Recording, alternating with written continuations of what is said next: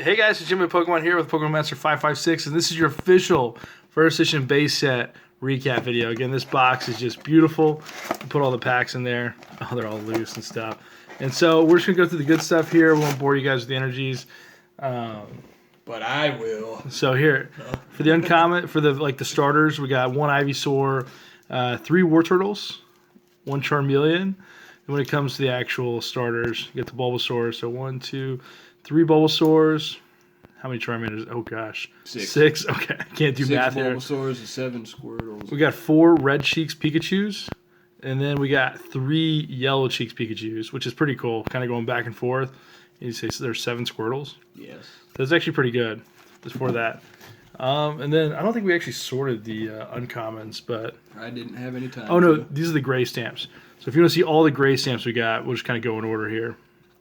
There's only missing 10 for a complete uncommon stamp of grayness, which is awesome. Pretty low. It's kind of cool to pull these out of the pack yourself and then just know that they weren't like mishandled or anything. You can just send them right off PSA and just hopefully get good grades. So I actually got a gray stamp, a double colorist. That's pretty cool.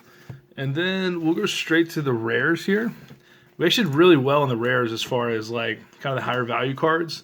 And the quality on these rares is really, really good. And so we got 2 Dragonairs, it's pretty good. 2 Dugtrios, pretty good. And we got 3 Electabuzz.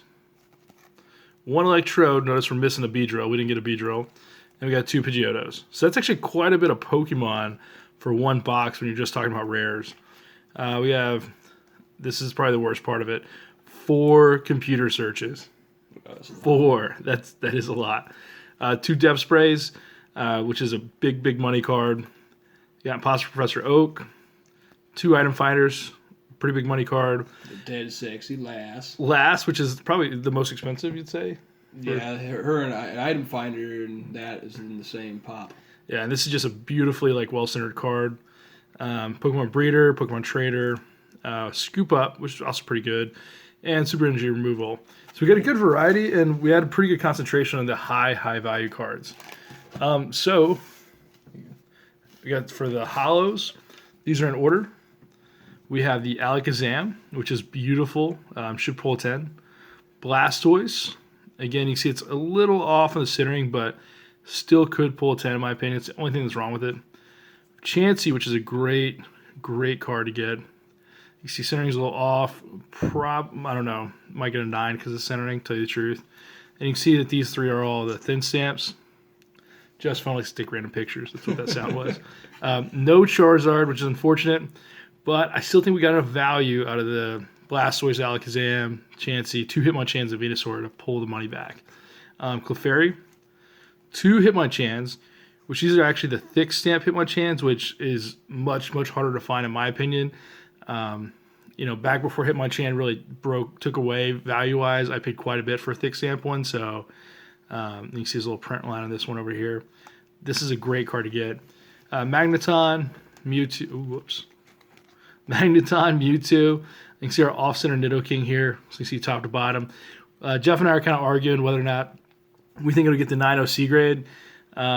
He thinks if it doesn't get it right away, we'll send it in again, and hopefully eventually we'll get it, because this should be enough for the 9.0C. I know on camera it might not look quite like enough, but we think it's right on the border. So we'll see. We'll see if it gets it. Raichu, lovely Venusaur here, dude. Your camera keeps taking photos randomly. Zapdos to cap it off. So overall, it's a pretty solid box. Just for the card quality on the non-holos. The holos ended up being much better towards the end of the box.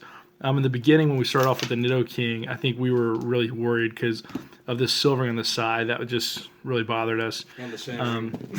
But I think when I send these off to PSA, I'm going to split up in 6 submissions. So we were just kind of talking about like our strategy.